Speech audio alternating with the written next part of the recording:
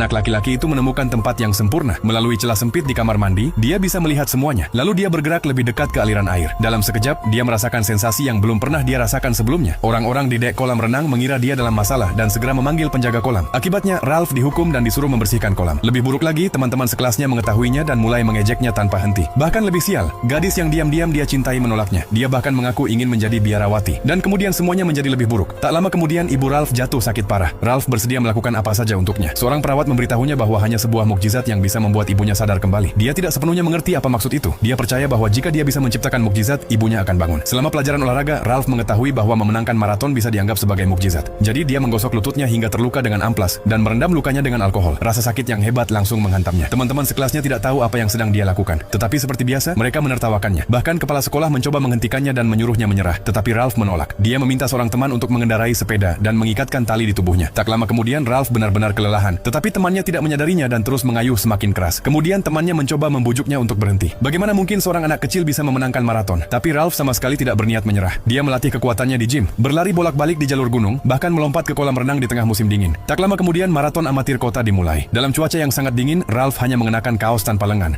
Usahanya membuahkan hasil. Dia dengan cepat memimpin perlombaan. Hal ini menarik perhatian seorang pelatih profesional, tetapi tidak bertahan lama. Ralph perlahan mulai kehilangan tenaga. Pada akhirnya, tanpa pengalaman dan kelelahan, dia kalah dalam perlombaan. Dengan hati yang sedih, Ralph pergi ke rumah sakit untuk menemui ibunya. Perawat mendorongnya untuk tidak pernah menyerah. Itu menyalakan kembali tekadnya. Pelatih juga memutuskan untuk membantunya dan mengajarinya teknik lari yang tepat. Sejak saat itu, Ralph berlatih siang dan malam. Bahkan ketika hujan, dia menolak untuk tinggal di rumah. Dengan latihan yang tak kenal lelah, waktu larinya membaik dari 15 menit menjadi hanya 5 menit. Ketika pelatih bertanya bagaimana dia bisa bertahan, Ralph menjawab, "Karena aku harus menyelamatkan ibuku." Tak lama kemudian, perlombaan besar tiba. Berdiri di depan ibunya, Ralph berdoa dengan sungguh-sungguh, berharap Tuhan memberkati dia. Ketika pistol start ditembakkan, Ralph mulai berlari. Pelatih berada di sampingnya, terus menyemangatinya. Perlahan, Ralph naik peringkat. Setiap kali seseorang melewatinya, dia mendorong dirinya untuk menyalip mereka lagi. Pada 200 meter terakhir, hanya 2 pelari yang tersisa di lintasan. Teman-teman sekelas yang dulu mengejeknya kini berkumpul di depan televisi, bersorak mendukungnya. Namun Ralph tidak menang. Dia finish di tempat kedua. Kembali di rumah sakit, Ralph menunjukkan medali perak kepada ibunya. Dan kemudian secara luar biasa, mukjizat benar-benar terjadi. Ibunya membuka matanya. Sebenarnya kesuksesan tidak hanya berarti mencapai puncak gunung. Bangkit dari lembah juga merupakan kemenangan. Bagi yang penasaran, film ini berjudul Saint Ralph.